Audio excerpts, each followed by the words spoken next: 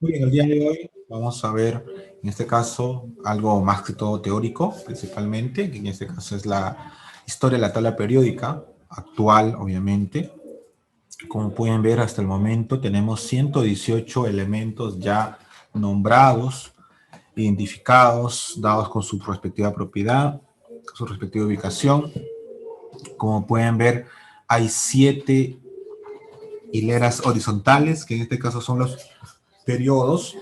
Una del hidrógeno, 2, 3, 4, 5, 6 y 7, donde está el francio, el radio, el laurencio, hasta el 118 que es el ogacenón. Este año, la YUPAC está pensando ya hacer la aprobación del elemento 119, 120 y 121. Basta con uno de los elementos que se hagan.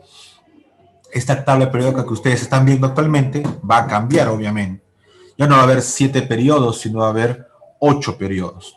Nuestra configuración electrónica que hacíamos hasta el 7S, 7S, 7P, ¿se acuerdan? Ahora va a ser 8S, ¿sí? 8S, 8P.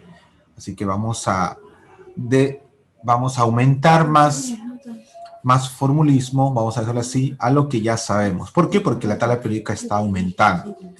Chicos, cuando yo tenía su edad en la secundaria, yo estudiaba la tabla periódica hasta el elemento 105. En estos casi ya 20 años, un poco más de 20 años, lo que ha pasado, ha habido gran avances y descubrimientos en las cuales ya hay 118 elementos debidamente identificados, ¿no? El último de ellos ha sido el OG, que es el ogacenón, un gas noble, sintético, en honor a la ciudad de Ogasa, Japón, que es la ciudad de nacimiento del descubridor japonés, que en este caso, Takichi, si no me equivoco, es su apellido. ¿Ok? Recuerden que los nombres de los elementos químicos, ya lo vamos a ver en la siguiente clase principalmente, son de dos maneras, ¿no? Uno de una letra mayúscula y otro que puede ser de dos letras, una mayúscula y otra minúscula. Y normalmente en los últimos años es en honor ya sea al apellido del descubridor o los descubridores, o según lo que elija el descubridor, a una ciudad, ya sea esta la ciudad que más quiere o la ciudad de nacimiento generalmente, ¿no? Como repito, Ogacenón es en honor a la ciudad de Ogasa, que es la ciudad de nacimiento del descubridor, que en este caso es un japonés, ¿no? Que hizo este descubrimiento. Y ya se están haciendo estudios para el elemento 121, 119, 120 y 121, como les dije anteriormente. Muy bien. ¿Cómo llegamos hasta acá, chicos? ¿Cómo llegamos a esta tabla periódica de los elementos químicos, ¿no? En un principio solamente se tenía históricamente 33 elementos químicos, chicos, descubiertos, aproximadamente 33, 34. Fíjense ustedes, de 33 elementos químicos a 118 hasta actualmente ha habido un gran cambio, un gran avance, grandes descubrimientos. Y por ende, según este avance, que comenzó a hacer una pequeña un pequeño ordenamiento desde el siglo XVII, siglo XVIII, 1813 para ser exactos, donde se comienza por primera vez a ver el tema de la tabla periódica, ¿no? Con un científico llamado Berzelius, o Jacobs Berzelius, el cual en 1813 clasifica por primera vez a los elementos químicos, considerado de esta manera el padre de los elementos químicos. ¿Por qué? Porque los clasificó a esos elementos químicos. ¿Cómo los clasificó? De dos maneras, de dos grandes grupos, los electropositivos y los electronegativos. A los electropositivos los llamó metales y a los electronegativos los llamó no metales. Esa fue la primera clasificación. No hubo un ordenamiento, no ordenó nada, solamente clasificó. Esto es metal y esto es un no metal. No hizo ni una tabla, no dijo que está en el primer periodo, segundo periodo, qué familia pertenece, no. Solamente hizo la clasificación. Ese es el antecedente histórico, ¿no? En el siglo XIX, 1813, ya con 33 elementos químicos descubiertos, tenemos a Berzelius con la primera clasificación, ¿ya? ¿Ok? Metales y no metales, electropositivos y electronegativos, ¿ok? Luego viene Proust, que sostuvo que los elementos estaban constituidos únicamente por grupos de átomos de hidrógeno, ¿no? Lo cual fue una postulación 2 años después de Berzelius, pero acá hay un detalle, ¿no? Lo que proponía no era cierto, pero para la época recién era una propuesta muy interesante que todo estaba basado en el átomo de hidrógeno. De cierta manera tenía razón en el aspecto de que el hidrógeno se tomará como átomo base, pero no es que todos estén constituidos en base de hidrógeno. No, no, no. Simplemente que el hidrógeno era la base, es la base, ¿no?, de los demás elementos, pero como elemento primario de propiedades a las cuales se va a ir sacando como base para los demás elementos químicos, ¿no? Solamente como una base, como una referencia. Eso es lo que se sabe actualmente. En la época, Proust postuló ello y se creía que esto era lo correcto, hasta que en 1829 llega otro científico a proponer, y acá ya vamos a estudiar profundamente, un químico alemán llamado, apellidado Dobereiner, Johann Dobereiner. Él propone lo que es su teoría de las triadas. Él señala que hay una relación entre las propiedades de los elementos químicos que los va a agrupar de 3 en 3, y dice lo siguiente, ¿no? El peso atómico del elemento central es el promedio de los elementos de los extremos, ¿no? Si vemos ahí la gráfica en la cual tenemos una triada, ¿no? El peso atómico, lo que conocemos como la masa atómica actualmente, pero para aquel entonces se le decía peso, indica que el peso atómico promedio del medio, es decir, en este caso del elemento B, va a ser el promedio de los elementos extremos, es decir, A y C, ¿no? Por ejemplo, peso atómico de B, del elemento B, será peso atómico de A más peso atómico de C entre 2. Acá no es Z, es entre 2. Ya es el promedio, ¿sí? Es entre 2. ¿Ya? Ok, por ejemplo, si tenemos una tríada del litio, el potasio, ¿cuánto será el peso atómico aproximado del sodio? Fácil, será 6,9 del litio más 39,1 del potasio dividido entre 2. La respuesta será 23, ¿no? Ese peso atómico, expresado en UMA, será el peso atómico del elemento central, ¿ok? Entonces, eso es lo que tienen que tener en cuenta para lo que es las triadas. Dobereiner, triadas. Dobereiner propone las triadas para esta época, 1829. Luego, en 1862, no está de más nombrarlo, Broglie de Chancourtois, un científico francés, dispuso que los elementos, siguiendo el orden de su peso atómico sobre una curva helicoidal en el espacio, de modo que los pesos atómicos de las sucesivas vueltas difieren en 16. Esta es una propuesta un poquito ya más descabellada, un poquito más difícil, vamos a decirlo así. Él propuso que los elementos químicos se van a ordenar en forma helicoidal, ¿no? No en forma vertical ni horizontal, sino en forma helicoidal, ¿no? Y que estos pesos atómicos diferenciaban en un número de 16, ¿no? Lo cual actualmente sabemos que no es cierto, ¿no? Pero esa es una propuesta que hizo Chacortius, ¿no? Lo que nos interesa es, por ejemplo, esta tercera ley, que es la ley de las octavas de Johann Newlands, 1864. Aquí quiero aclarar un tema más que todo supersticioso. 1864, muchos creían en la superstición, incluyendo los científicos, en aquel entonces los químicos, e inclusive actualmente algunos que tienen superstición, sobre todo a un número muy cabalístico que es el número 7. En realidad, esta ley de las octavas, entre comillas, debió llamarse ley de las heptavas, porque se agrupa de 7 en 7, y no de 8 en 8 como supuestamente uno puede concluir o presumir, como dice el profesor, octavas, a octavas es 8. No, las octavas de Newlands en realidad es un agrupamiento de 7 en 7. De tal manera que el octavo elemento de la siguiente fila, el séptimo pasas al siguiente, el octavo elemento tiene unas propiedades similares al primero, ¿no? Esa es una justificación, entre comillas, científica que dio Newlands, pero en realidad lo que pasó es de que, como aquel entonces el número 7 era cabalístico, no podía decir de 7 en 7, entonces él habló de octavas, de 8 en 8, ¿no? Pero ¿por qué está agrupado de 7? Bueno, que la octava, que es la siguiente fila, va a ser similar al del primero, el noveno va a ser igual al segundo, el décimo va a ser igual al tercero, y así sucesivamente van a ser las propiedades de los elementos químicos, ¿ok? Pero chicos, por si acaso, Newlands agrupó de 7 en 7, pero nombró a ese agrupamiento de 7 en 7 como octavas, ¿no? Por un tema supersticioso, ¿ya? A veces ha sido pregunta, examen, admisión, ¿de cuánto en cuánto agrupaba las octavas Newlands, y muchos a veces caen a octavas, dice de 8 en 8, en realidad es de 7 en 7, por si acaso. Mucho cuidado con eso, ¿ya? Es una pregunta bien, un poquito que te pueda causar confusión. Pasamos al siguiente científico, que es uno de los, del padre, ya aquí, ya con, él es el padre de la tabla periódica. Ojo, él es el padre de la tabla periódica. No la actual, ojo, la actual no, es de la antigua. Él es el padre de la tabla periódica. ¿Por qué se le considera el padre de la tabla periódica? Porque él fue el primero en ordenarlo como una tabla. Por eso los demás no, solamente ordenaban en agrupaciones, pero no era una tabla general.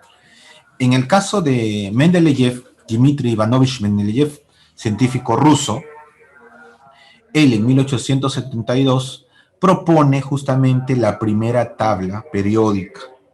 Es una tabla corta porque son pocos elementos. Ya para aquel entonces, chicos, ya hay 62 elementos descubiertos. Miren, desde 1813, que se tenía solamente 33, a 1872, poco más de 40 años prácticamente, 60 años después, perdón, 59 para ser exactos, ya se habían descubierto más de 30 elementos adicionales, de tal manera que ya llegamos a 62 elementos descubiertos. Y Mendeleev, en aquel entonces, con esos 62 elementos descubiertos, propuso por primera vez un ordenamiento de filas y columnas, que las filas las llamó series y las columnas las llamó grupos, series y grupos, ¿sí? Series en forma horizontal o filas, y columnas de forma vertical, o también los llamó grupos.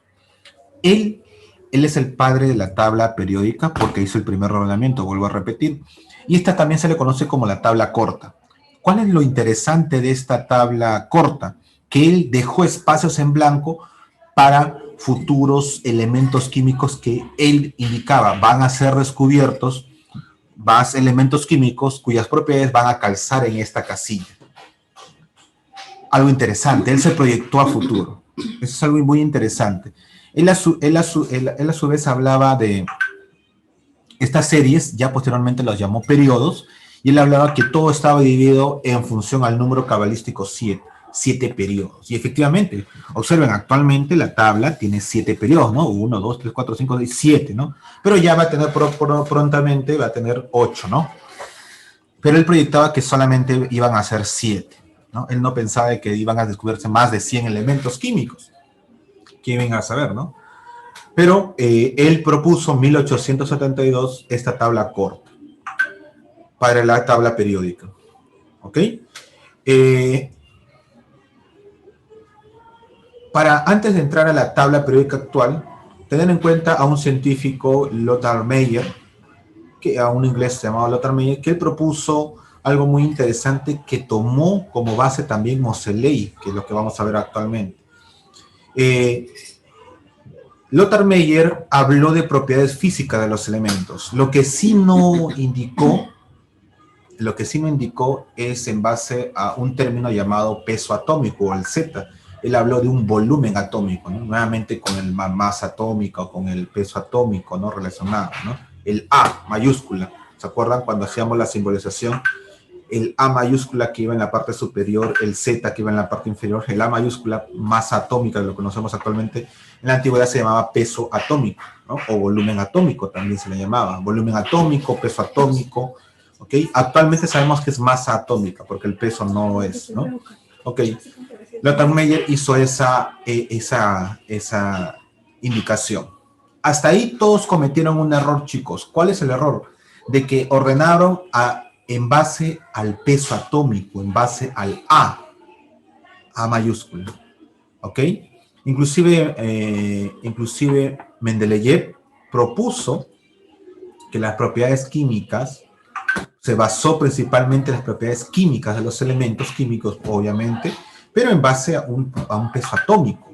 Ojo, ¿ves? Respecto a sus pesos atómicos, en base al A, lo cual actualmente se sabe que es incorrecto. Lo que actualmente se hace, estos numeritos que ustedes ven acá, miren ustedes, ¿de dónde, qué número creen que es este? 1 en el hidrógeno, 2 en el helio, 3 en el litio, 4 en el berilio, 5 en el boro, 6. Ese es el Z, el número atómico, el número atómico.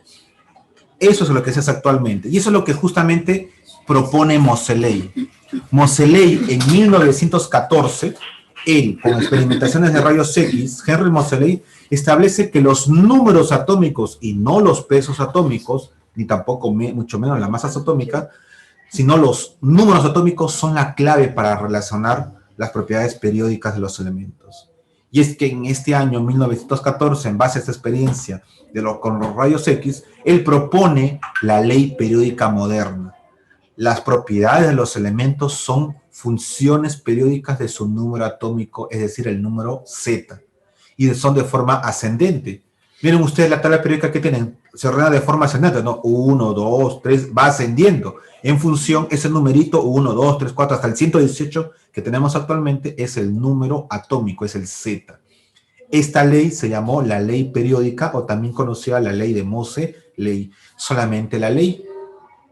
Ojo, él es el padre de la tabla periódica actual, Moseley. Ojo, él es el padre de la tabla periódica actual, Moseley, junto con un personaje que vamos a nombrar que es Alfred Werner. Werner, al año siguiente, en 1915, él, basado en la ley de Moseley, él estructura, propone y da a conocer el ordenamiento de la tabla periódica actual, la tabla larga que se le conoce con filas y columnas con los elementos químicos que conocemos actualmente. Él los ordenó. ¿Ok? Entonces, chicos, aquí a veces hay confusión. ¿Quién elaboró la tabla periódica? Si te dice elaboró la tabla periódica, es Werner. Werner elabora la tabla, es decir, filas y columnas. Él es el que hace la tabla. Pero se basó en la idea, en la propuesta de Moseley. Moseley lo propuso un año antes. Propuso, pero no lo ejecutó.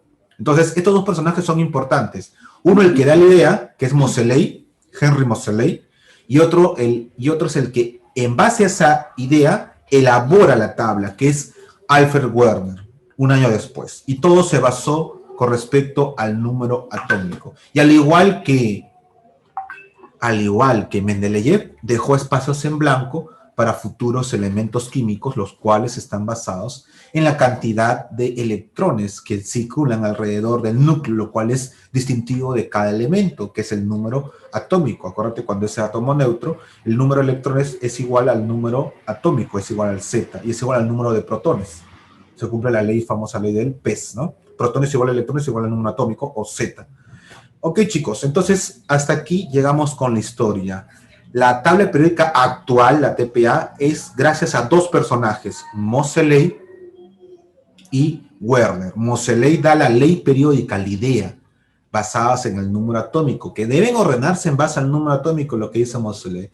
Werner toma esta idea y lo que dijo Moseley lo hace físicamente, lo hace gráficamente en este caso, y hace la tabla periódica actual, la cual está conformada por 7 filas horizontales o llamados periodos y 14, acá está, perdón, 14 y 18, perdón, 18 columnas llamadas familias o grupos o también denominadas familias, ¿no?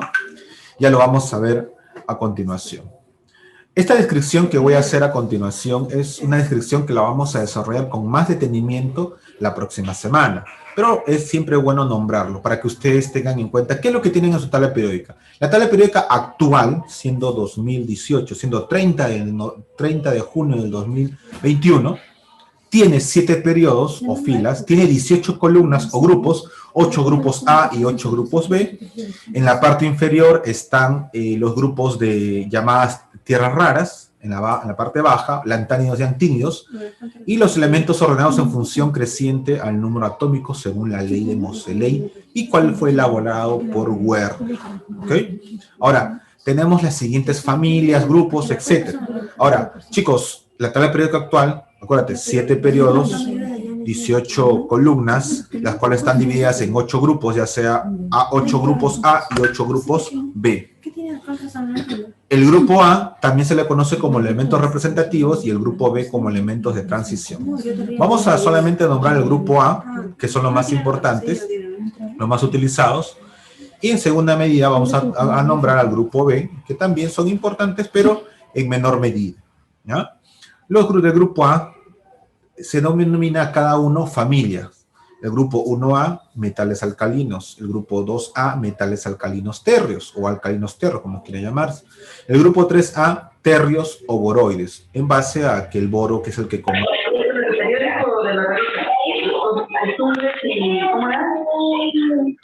Alonso, pues, por favor, apagar tu audio. Ok. En el grupo 3A, los terrios o boroides. En el grupo 4A, carbonoides. Y en el grupo 5A, los nitrogenoides. En el grupo 6A, aquí este grupo 6A es muy utilizado para preguntas de examen de admisión. Se llama el grupo de la familia de los anfígenos o calcógenos, ¿no? En base a los que están comandados por el oxígeno.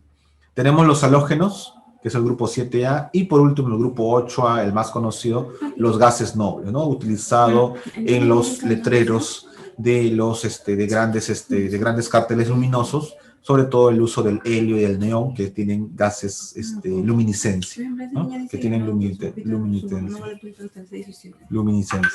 En el grupo B tenemos a los otros metales famosos, como son los metales de acuñación. Tenemos al cobre, el oro y la plata. Está en la familia del cobre, el 1B, la familia del zinc, el 2B, la familia del escandio, el 3B, el 4B, el titanio, silencio por favor, el 5B, la familia del vanadio, el 6B, la familia del cromo, el 7B, la familia del manganeso, y el 8B, la familia de los ferromagnéticos comandados con el hierro. A los del grupo 1B también se le conoce como los metales de acuñación, ¿ya? Y los de 2B, los elementos puente. ¿Por qué los elementos puente? Porque son muy utilizados para lo que son las conexiones eléctricas, ¿no? El zinc, el cadmio, el mercurio. Son algunas conexiones eléctricas especiales que se dan, por eso llamados los elementos puentes. ¿Y por qué, profesor, se dice acá, me están diciendo metales de acuñación? Metales de acuñación, ¿por qué? Porque se acuñan, se hacen monedas, se hacen algunos artículos de belleza, como son las sortijas, los collares, ¿no? Que se utilizan, ¿no? Ya sea cobre, plata y sobre todo el oro, ¿ok? Por ejemplo, antiguamente los cables de luz se hacían con filamentos de oro, hasta que se los robaron y comenzaron a cambiar por la plata, hasta que se lo volvieron a robar y ahora lo hacen de cobre. Vean, si quieren puedan leer la historia de los cables de luz. Antiguamente eran de oro, luego pasó a la plata y por último al cobre. ¿Por qué comenzaron de oro, profesor? Porque el oro es un buen conductor eléctrico. Ya lo vamos a ver en la próxima clase cuando veamos propiedades periódicas de los elementos químicos, ¿no? ¿Por qué luego lo hicieron de plata? Porque la plata es un segundo, vamos a decir, un segundo elemento químico que es muy buen conductor eléctrico. Y por último, ¿por qué lo cambiaron? Porque nuevamente se lo robaban y la plata también costaba plata, obviamente, costaba dinero, ¿ok? Y cambiaron al cobre porque era un elemento también de acuñación, pero más barato, pero también era muy buen conductor, ¿no? Pero ojo, no le gana como el oro, no le gana como la plata la conductividad del cobre, pero la conductividad del cobre que tiene es suficiente para conducir, para la redundancia, la corriente eléctrica a través de dichos cables. Es muy buen conductor para la corriente, pero muchísimo mejor es la plata y mejor aún todavía el oro, ¿no? Es por esa razón que ustedes en su celular tienen oro. Todos los celulares sin excepción a partir de 3G para adelante, todos sin excepción, así sea de la gama más baja, todos sin excepción, tienen oro porque es parte de los circuitos electrónicos por una buena conductividad, ¿ok?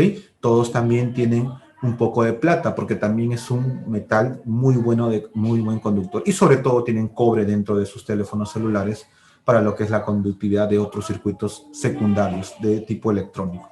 Los tres metales, sobre todo oro, tienen en su celular. Así que ya sea celular, tablet, computadora, hay oro dentro de sus circuitos para lo que es la conductividad eléctrica. Es muy buen conductor, ¿ya? Pero obviamente una minúscula cantidad de oro, obviamente, tienen en esos circuitos electrónicos, ¿ok?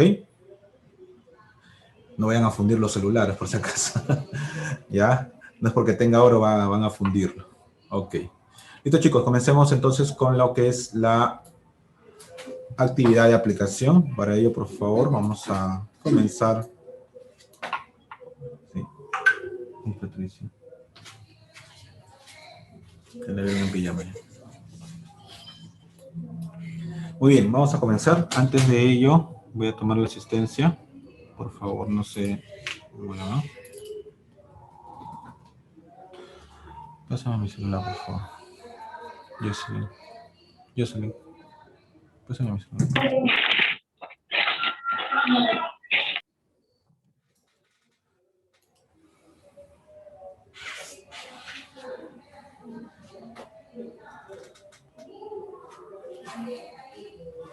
Secundaria 1. Química. Otros.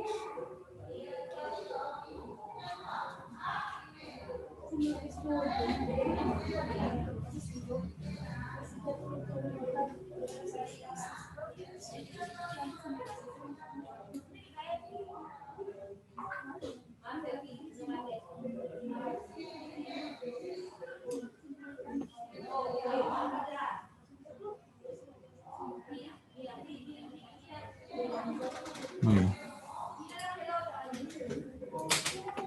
Ya, ok, pueden activar su micrófono, por favor, para que participen. Vamos a hacer la actividad de aplicación. Básicamente, como pueden ver, es teórico, así que va a ser rápido en algunos casos. Tenemos acá lo siguiente. Tenemos el grupo 6A de la tabla periódica actual. ¿Cómo se denomina? Ya lo habíamos visto. A ver, ¿cómo se denomina, chicos? ¿Cómo se denomina? ¿Ah? Anfígeno. Anfígeno, al 6A le dije. O también la respuesta podría ser calcógenos. ¿Hay calcógenos? No, hay anfígeno. Muy bien, la letra B. La letra B. Muy bien, chicos. Muy bien, Kiara. 2. Identifica el elemento que no es halógeno. No es halógeno. ¿Cuál sería? Que no El es... O2. El O2, claro, porque es anfígeno. Anfígeno, muy bien. Si respondías la primera, la segunda también era facilita. 3. Considerado el padre de la tabla periódica. Recuerden que acá hay dos padres. Uno es de la tabla periódica y otro es de la tabla periódica actual. Si yo digo tabla periódica es la antigua. ¿Quién es el padre de la tabla periódica? El que hizo por primera vez la tabla. Mendeleev. La B. ¿La ve? Claro, Dmitri Mendeleev. Dmitri Mendeleev. Él es el padre de la tabla periódica. Pero si me dijeran TPA o tabla periódica actual, sí sería... ¿Quién sería? Si hubieran dicho la tabla periódica actual. El padre de la tabla periódica actual. Werner, porque él elabora la tabla, ¿no? Basados en la ley de Moseley, ¿ya? Basado en la ley de Moseley. Werner es el padre de la tabla periódica actual, porque él es el que la elabora. Repito, uno es que quien hace la tabla, quien la elabora, que es Werner, en base a la ley de Moseley, que es el que la idea, ¿no? El que la imagina, el que da esa propiedad, ¿no? 4. Para terminar la parte teórica, señala la proposición correcta respecto a la TPA. Ojo, TPA, ya la actual. Ojo, es la actual. Si me dijeran tabla periódica, serían propiedades antiguas. Pero me dicen TPA es lo que se refiere a la tabla periódica que ustedes conocen actualmente. A. En el grupo 2A se encuentran los elementos litio, sodio y potasio. ¿Verdadero o falso? Falso. Eso se encuentra en el 1A. En el 1A. B. En el grupo 1A se encuentran magnesio, calcio y bario. Falso. Falso. ¿Quiénes se encuentran ¿quiénes se encuentran magnesio en el 1A? El hidrógeno, el litio, el sodio, el potasio, ¿sí o no? B. Los gases nobles se encuentran en la columna 17. ¿Verdadero o falso? Los gases nobles se encuentran en la columna 17. Columna 17. A ver, vamos a ver la tabla periódica. Columna 17. Columna 13, columna 14, columna 15, columna 16, 17. En el 17 está el flúor, el cloro. ¿Son gases nobles? No. Son halógenos. En la columna 17 están los halógenos. Los gases nobles están en la columna 18. O sea que la C recontra falso. D. Los halógenos se ubican en el grupo 7A. Verdadero. Verdadero. Esta es la verdadera. Muy bien. ¿Y la E será falso? A ver, vamos a ver. ¿Hay más no metales que metales? Falso. Chicos, la tabla periódica está conformada por más metales que no metales. ¿Ya? Miren ustedes acá en la tablita. Profesor, ¿quiénes son los metales? ¿Ves esa escalerita? Aluminio, galio, estaño, bismuto, LB. ¿Ves esa escalerita de color? Ya, de la escaleta de amarillo para la izquierda y lo de abajo, todos son metales. Todos. Aluminio, galo, estaño, bismuto, lebermonio. Para abajo todos son metales, a excepción del hidrógeno que es no metal.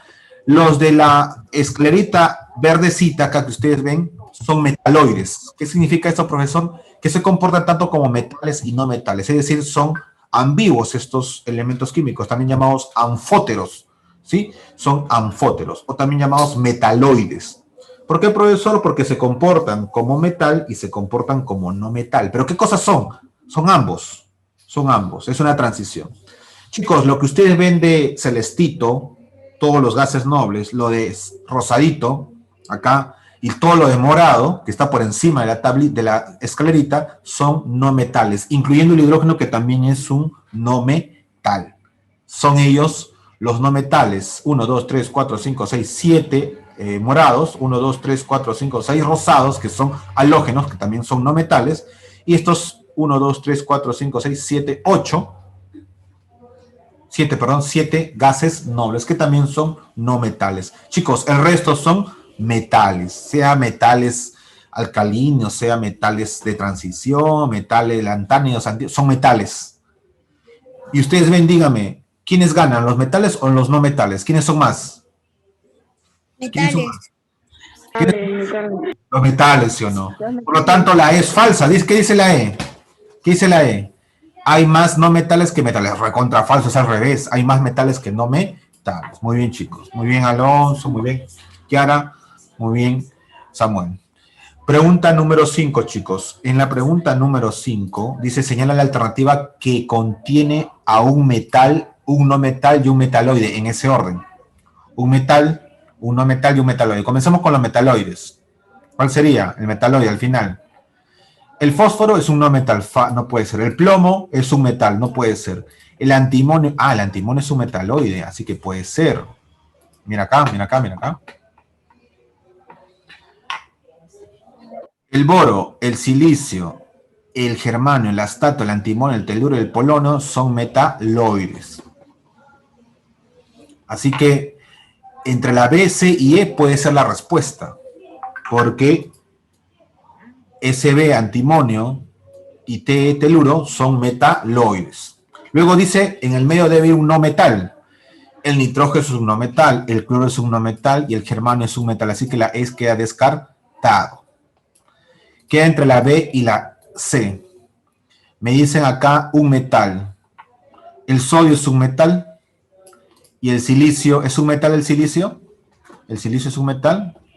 Chicos, si ustedes ven acá, el silicio es un... Dentro, el silicio y el sodio es un metal, sí, y el silicio es un metaloide, así que no sería la respuesta esto. El silicio es un metaloide. Por lo tanto, un metal, un no metal y un metaloide sería la letra B, sodio, cloro y antimonio. Chicos, hasta ahí preguntas de esa manera va a venir, así que revísenlo bien, la estructura, revisen bien el video que les voy a mandar, revisen bien cómo se va a desarrollar este tipo de ejercicios que en este capítulo es netamente teórico. Por eso no hay nada calculístico, sí, la número 6 es algo de cálculo que vamos a desarrollar. Dice acá, si los elementos X y Y forman una triada de Dobereiner, calcula el peso atómico aproximado de Z. Chicos, Z, en este caso, no es el Z el número atómico, simplemente es el elemento Z. ¿Qué me dice Dobereiner? ¿Qué me decía Dobereiner? Que el peso atómico del medio es igual a al promedio de los pesos atómicos de los extremos. Entonces, yo diría así. Peso atómico, mira, peso atómico del medio. ¿Quién es el del medio? ¿X, Y o Z? ¿Quién es el del medio? ¿X, Y o Z? ¿Y, no? Debe ser igual. Debe ser igual a ¿qué cosa? Al peso atómico promedio. ¿De quién? Ya, peso atómico. ¿De quién? De X. Más peso atómico. ¿De quién? De Z, pues. Entre 2. Esa es justamente la fórmula. Eso es lo que dice Dobereiner. Ahora reemplacemos lo que tenemos dato. ¿Peso atómico de Y lo tenemos? Sí. ¿Cuánto es? 38. ¿Peso atómico de X lo tenemos? Sí. 20. Dime, chicos, ¿con esto yo puedo sacar el peso atómico de A, de Z? Claro que sí. ¿Cuánto sale? A ver, operando, calculadora. Calculadora, ¿cuánto sale el peso atómico de Z? ¿Cuánto sale? Fácil, profesor. Este 2 que estoy viendo, ¿cómo pasa al otro lado? ¿Cómo pasa al otro lado, chicos? Multiplicando, ¿no? ¿Cuánto sería? 38 por 2. A ver, 76. 76. Ahora, 76. Ya, muy bien. Ya tengo 76. Y dice que 20 más peso atómico de Z es 76. ¿Cuánto vale el peso atómico entonces de Z?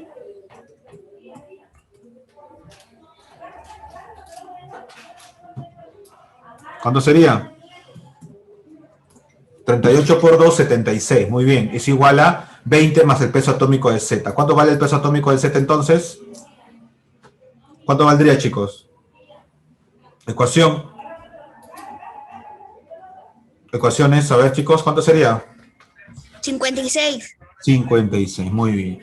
¿Cuál sería la respuesta adecuada? 56 UMA. Acuérdate que el peso atómico, para aquel entonces, llamado peso atómico, actualmente masa atómica, se medía tanto en esa época como actualmente en UMA, unidades de masa atómica. El UMA significa unidades de masa atómica, 56 UMA. No solamente es poner 56, sino también las unidades, que en este caso es UMA. Nuevamente repito, UMA, la unidad del peso atómico, lo que actualmente conocemos como masa atómica. ¿Está claro? Mucho cuidado con ello. Listo, chicos, esa sería la respuesta de la número 6. A ver, Jason, ¿cuál sería tu respuesta en la 7? Jason. David Alonso Merino, Tunki. Active su cámara, por favor, Tunki. Su micrófono también, si no lo va a sacar a la sala y lo consideraré falta. Alonso Merino, Tunki. Ok, se considera falta. Jason, por favor, el número 7. Jason. ¿Cuál es tu respuesta en la 7?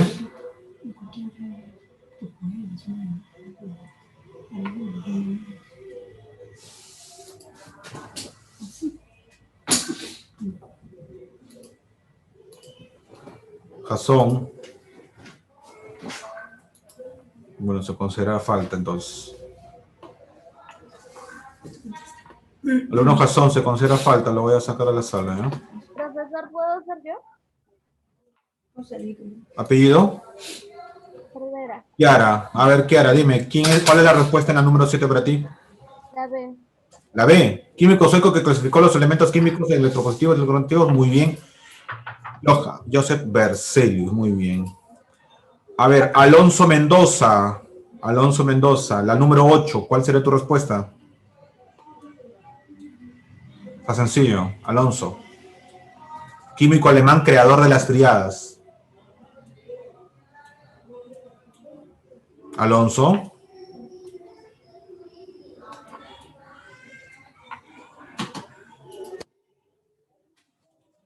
Alonso.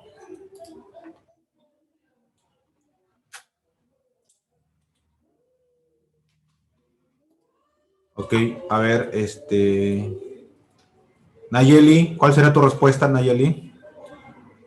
La E. La E, muy bien, Dobereiner, muy bien, Nayeli. A ver, David, también que levantaste la mano. La número 9, químico inglés que ordenó los elementos de 7 en 7.